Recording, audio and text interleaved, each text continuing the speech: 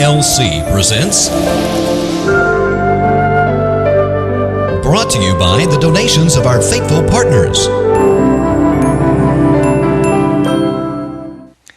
Well, shalom and welcome back to the house, the family, and the piece of land. When we left off last, we're once again taking some of these very familiar words and taking them back to that simple little picture that we still have on the board back here of what they meant when they first started, so we can understand them when they end up in our abstract world, which is a world that we all live in.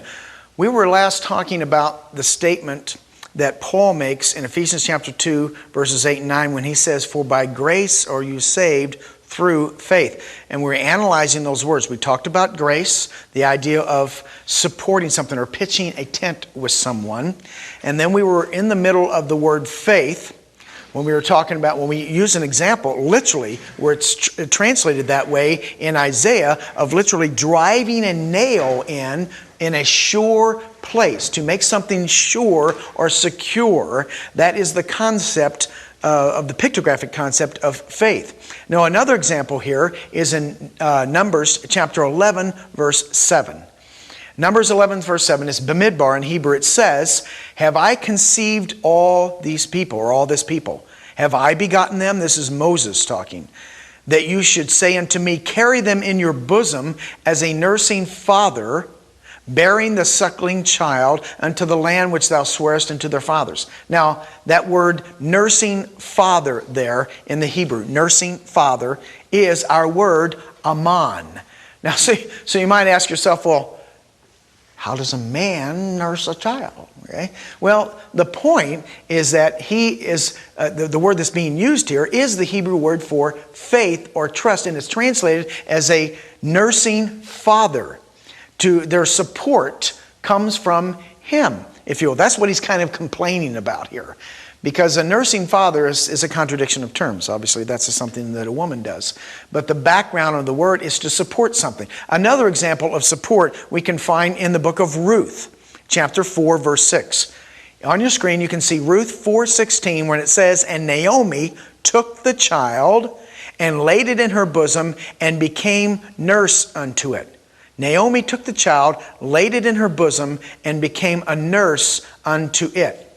Now, let's go back and get the context of that a little bit. If you're familiar with the book of Ruth, Ruth is a Moabitess, of course, and a Moabitess is not of Israel. But she becomes the lineage, part of the lineage of the Messiah, if you will, of Judah, and counted in with that lineage when we get to the New Testament. Why? Because she believed. That's the way it's been from the very beginning. It's always been by your trust and faith of the God of Israel. And so from the very beginning, we've talked about this many times before, from day one, if you will, it has never mattered whether you were Jew or Gentile in the body of Messiah. Because the body of the Messiah, according to John 1:1 and 1:14, is in the beginning. Because the Messiah is in the beginning. You don't just have a head in the beginning. The Messiah has a body. And that body are us. And so as you read the stories, as you go through the Torah, as you read through the first 5 books, as you go into the prophets, as you go into the writings, right into the New Testament, you'll see the consistent pattern, and it never fails from beginning to end. And that is, if you are of the physical loins of Abraham, and you believe, you're of Israel. If you are not of the physical loins of Abraham, in other words, you are a stranger or a sojourner, but you believe in the God of Abraham, Isaac, and Jacob, then you are one with the homeborn, Exodus chapter 12, verses 48 and 49. You are one with the homeborn. One Torah for both. It's always been a matter whether you're a stranger or of the homeborn. If you believe, you're in the body of the Messiah. Why? Because there's only one good seed from the very beginning. And a seed produces a body. There's only one body of Messiah. Paul desperately tried to tell us in the book of Ephesians, there's only one. And his teaching backs that up from beginning to end. Of the concept of the seed, the principle of the seed, which is one of the foundations of my ministry as well. Paul, outside of Moses, who started the whole thing, because Moses, the writer, the father's the author, the writer of the first 5 books. Outside of Moses, Paul mentions and talks about the seed more than any one individual in all of Scripture. Moses is the only one that talks about it more because Moses is the one who gives us the book of Genesis as the writer and the compiler of this book. And so he introduces the whole concept of a seed and continues that seed when he describes Abraham's seed and in Isaac you shall be called and all those things. And so he talks about it more than anybody else. Paul is the other one that talks about it more than anybody else except for Moses. So if you don't understand the simple principle of a seed from the very beginning, you're going to misconstrue everything that Paul says. Everything, particularly in the book of Romans and the book of Galatians, where he talks about the seed. If you don't understand that simple principle from the very beginning, you will think that Paul was condemning the Torah, if you didn't understand these simple little principles. And so we go back to Ruth. Ruth is another example where your God will be my God and your people will be my people. How? By faith. She chose to follow the God that was Naomi's God, her mother-in-law. And you all know the story. And then she ends up marrying Boaz. And Boaz and Ruth have a child. There's a result of their consummation, okay, of their marriage. They have a child, and it says in Ruth chapter 4 verse 16 that they took that child and laid it in her, or Naomi took the child and laid it in her bosom and became a nurse unto it. So who's the one who's going to nurse the child? In other words, who's the one that's going to give the child all of its sustenance and everything it needs to grow up strong? Notice it comes from Naomi, if you will, the Jew. It comes from that. That's where the sustenance is going to come from. See, that's why you and I, as the wild olive branch, when we believe in the Messiah, we are grafted into the natural tree where we take all our sustenance and nutrition and that which causes us to grow and produce fruit. And there's only one good seed, so it's always going to produce the same fruit. That's the same picture that you see from beginning to end. To be grafted in and protect. So this picture of Ruth is the same thing. That Naomi is the one that's going to nurse the child and cause it to grow up and produce fruit. And that word nurse in English is the Hebrew word for faith. In Hebrew, aman is the root of that. Now you wouldn't in English, if you didn't see this in Hebrew, you may not make the connection between nursing a child and faith. You may not see Moses being a nursing father and faith. So the picture of grace and faith that Paul is drawing you in Ephesians chapter 2, 8 and verses 8 and 9 is a picture of someone pitching a tent and it's made secure by faith, your faith. And this is all a gift from God. So God comes to earth and He pitches the tent with you. And when you get to that tent, you secure that tent. Meaning that it's that tent you're going to stay in. And you're not going to wander around from tent to tent and so on and so forth. You're securing that tent. And so when the Bible says just believe, it's the picture that it's drawing you is that you have chosen by an act of your own will to come into our Father's tent. And all those who are under the tent are under the one Father. Same rules for no matter who comes into the tent. Because there's only one good tent. That's why the Bible starts out with a bet. We've talked about that before. The very first letter of Revelation to man in our written scripture, in our written Hebrew, is a bet, which is the letter of the house, because God begins with a house and He's going to end with one house. Begins with one house, ends with one house. What happened in between? That house got divided. And what happens to a house that's divided, or even a kingdom that's divided? It shall not stand. So all the writings of all the prophets and the writings from that point forward is all about the reuniting of the house of Israel with the house of Judah into one house with one shepherd, one flock with one shepherd. And this has always been done by faith from the very beginning.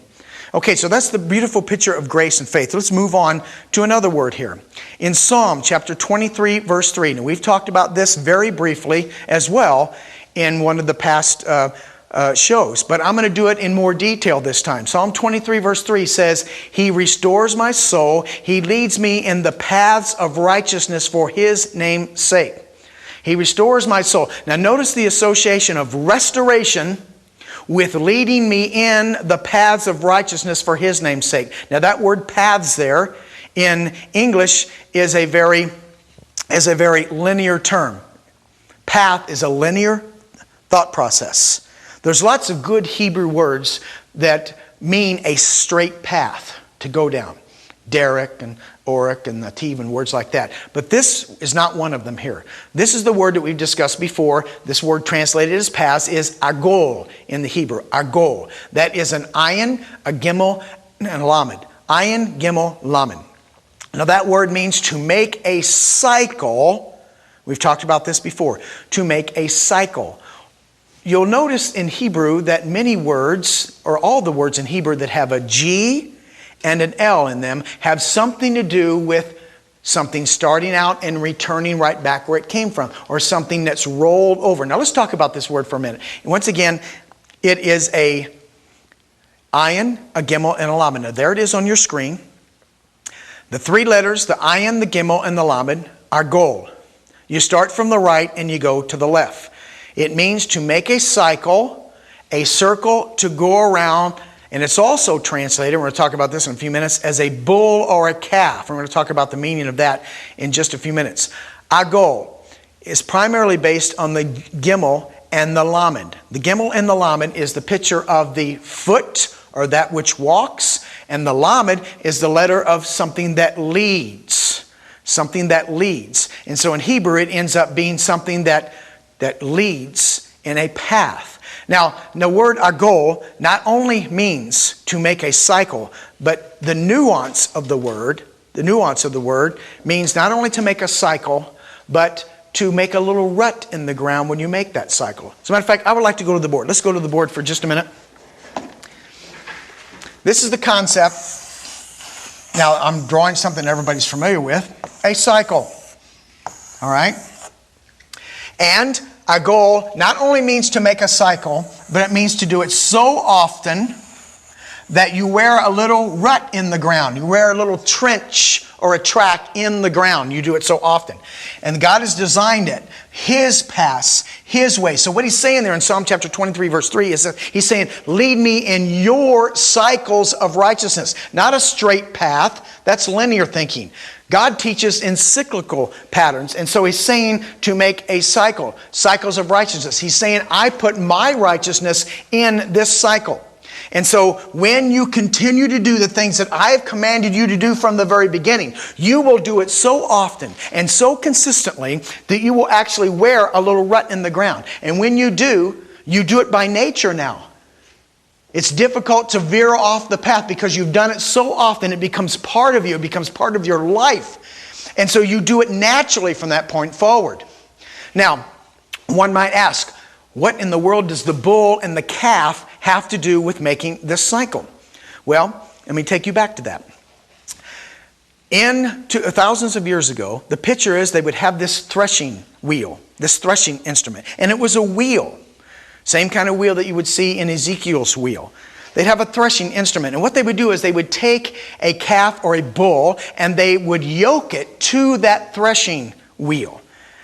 Several of them, as a matter of fact. And they would use the calves to push the wheel around to do the threshing, to do their work for it. So these calves would push this yoke around in a circle like this, in a cycle. And those things would do it, those animals would do it so often that the animals would actually wear a little path in the ground, a little ditch or a little rut, sometimes we call it, in the ground.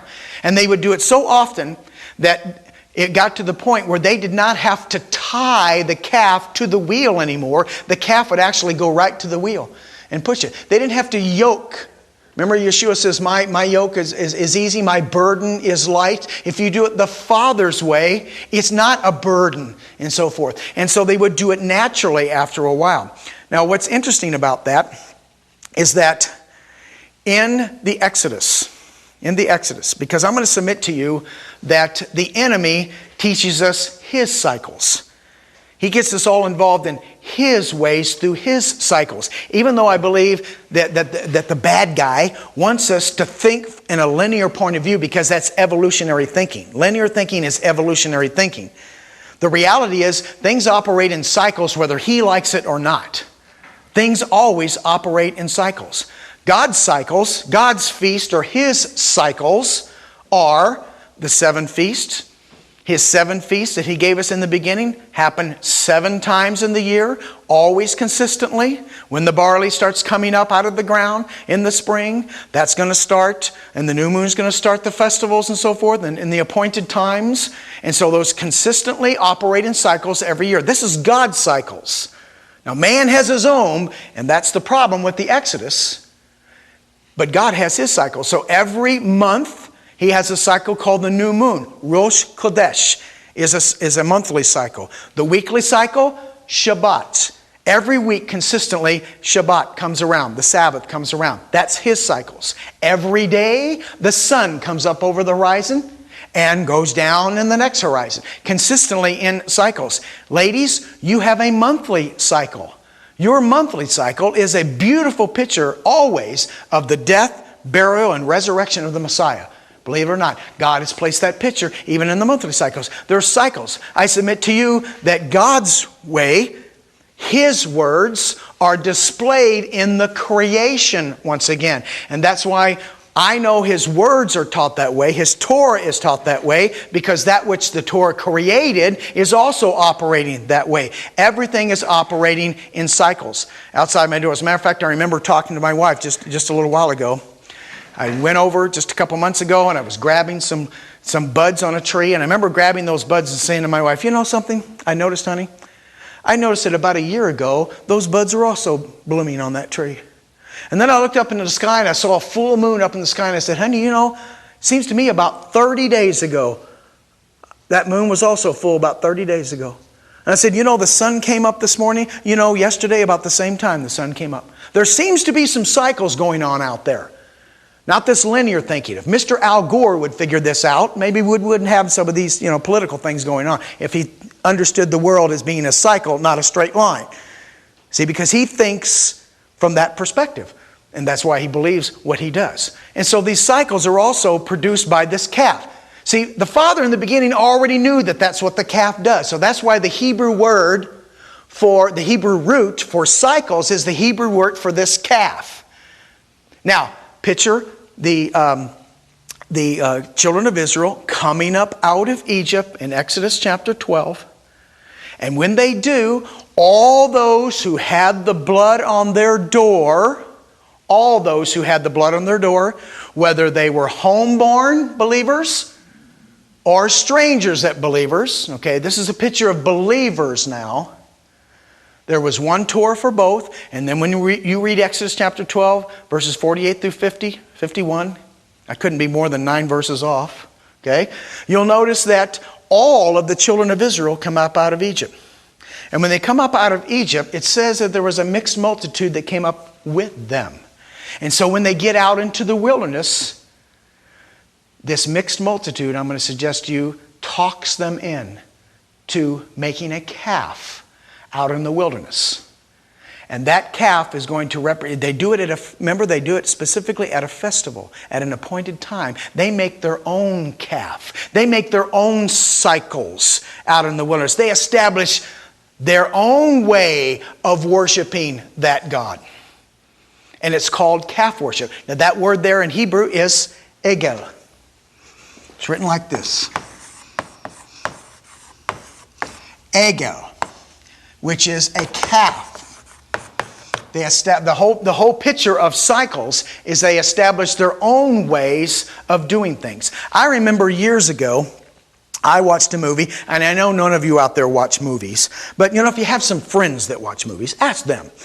A couple decades ago, I remember watching a movie in which at the beginning of the movie, these people come into this camp and they kill all the people except the little kids.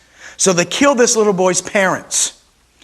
And they capture the little boy along with their little children and they put him on this, guess what, this threshing wheel, this wheel, and they yoked him to it and they had him push this wheel round and around and around. And the first scene, it's a little kid. You only see him from the neck down. And the next scene, he's a young man.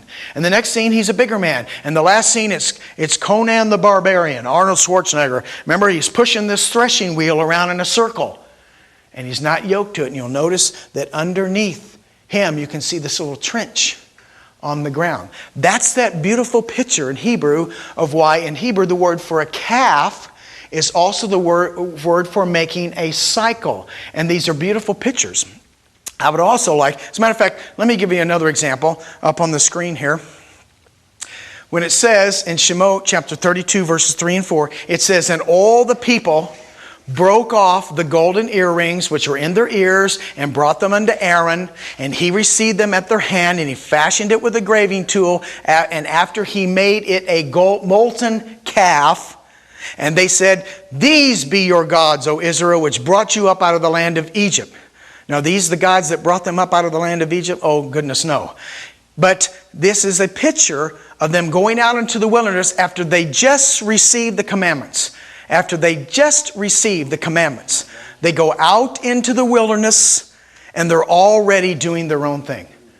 I mean, they just received the commandments of God, which gave them blessings and so forth. But remember, when they get down to the bottom of the mountain, because of the mixed multitude that comes out with them, when they get down to the bottom of the mountain, it's already chaos.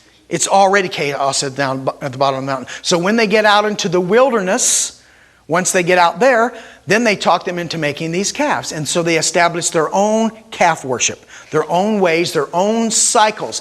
But the Father said, my righteousness is in my cycles, not your cycles. And my cycles are given from the very beginning. This also happens to be this bull or this calf. According to Hosea chapter 8 verses 5 and 6. According to Hosea 5 and 6, this is also the symbol of Ephraim. The symbol of Ephraim, who's the entity that represents the house of Israel in the new covenant. The house of Israel is represented by the words house of Israel, Joseph, Samaria, and Ephraim. Those are all words that are used that represent the house of Israel, one of the only two entities in the new covenant. And it happens to be a calf that represents where the 10 tribes are scattered throughout the nations, mixing with the other nations, mixing with their ways, physically and spiritually mixing with their ways. And Ephraim is represented by a calf, according to Hosea chapter 5 and 6. Why? Because it was a picture of them going and mixing and establishing their own cycles of righteousness. But once again, God's way are established, God's cycles or righteousness is established in His cycles. Let me go to one more verse on your screen here. Well, I guess I don't have it on the screen there. There is oh no, I do. Let's go back to it. Okay, there it is. Yaakov, chapter 3, verse 6. Hey, we're all friends here. And the tongue is a fire, a world of iniquity. So is the tongue among our members, that it defiles the whole body and sets on fire the course of nature, and is set on fire of hell. Now we're going to talk about this for a few minutes, and we'll probably take it in to the next broadcast as well, because I want to talk about this for a few minutes, because this is a wonderful picture of the cycles and the fact that the Father knew, as He speaks through Yaakov here, or James, about these cycles, about how they would be corrupted by His own people. Because Yaakov chapter 3 starts out, as a matter of fact, let me read this. Let's turn for a moment to Yaakov, James chapter 3, verse 1. And let's see what it has to say. You all know the context of this because you've probably heard this used many times. In Yaakov chapter 3, here's the way it starts out. It says, my brothers, be not many masters, knowing that we shall receive the greater condemnation. Now it starts out by saying that we, those who are teachers, are going to receive a greater condemnation. Why? Well, because of the mere fact that we are teaching, we are spreading it to more people. Now, if we're remaining faithful to God's truth and God's ways, then we're spreading His truth and His ways to more people.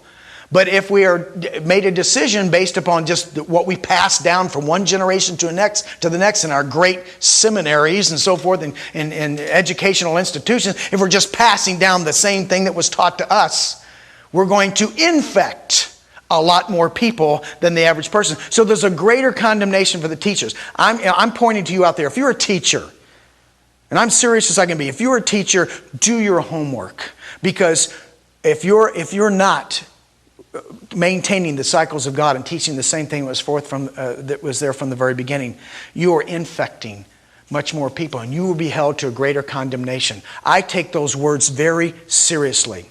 I want to stand before my Father in the end. I want to stand before a Creator and give an account to how I responded to His Word, not how I responded to my organization or my religious system or this guy or this person, but how I responded to His Word is what I'm going to be held accountable for.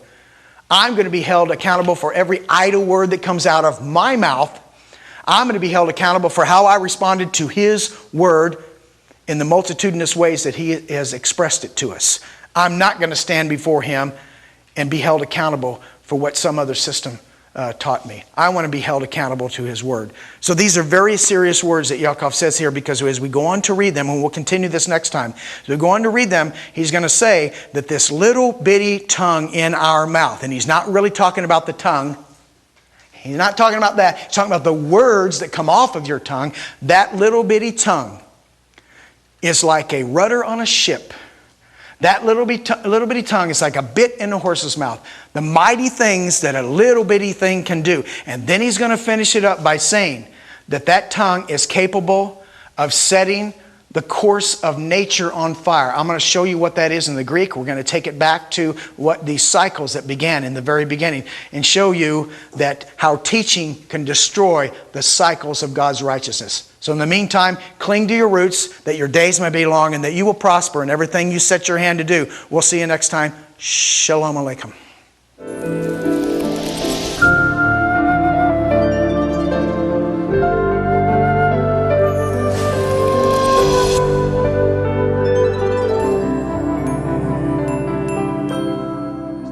Shalom, this is Brad Scott with the Wild Branch Ministry, and I hope this series of programs you've been able to see that there's wonderful treasures in your biblical text to be found through this beautiful language that it was written in from Genesis to Revelation. I hope we can clearly see that the end is revealed right out of the beginning. And once again, there's nothing new in your New Testament, it's just true. And I hope we continue to learn these beautiful treasures as we go through these programs. If you want to contact us, there's a couple of ways to do it. You can write us at the Wild Branch Ministry or Brad Scott at P.O. Box 97, Vernal, Utah, 84078. Or you can email us at brad@wildbranch.org. Our website is www.wildbranch.org. It's a really simple website. In the meantime, cling to your roots that your days may be long and that you will prosper in everything you set your hand to do. Shalom Aleichem. This program was produced by and for God's Learning Channel. If you enjoy this program, we need your support to keep this program on GLC. Please make your checks out to God's Learning Channel, P.O. Box 61,000, Midland, Texas 79711-1000. Please be sure to designate where your contribution is intended. It is very important to let GLC know which programs you enjoy and support.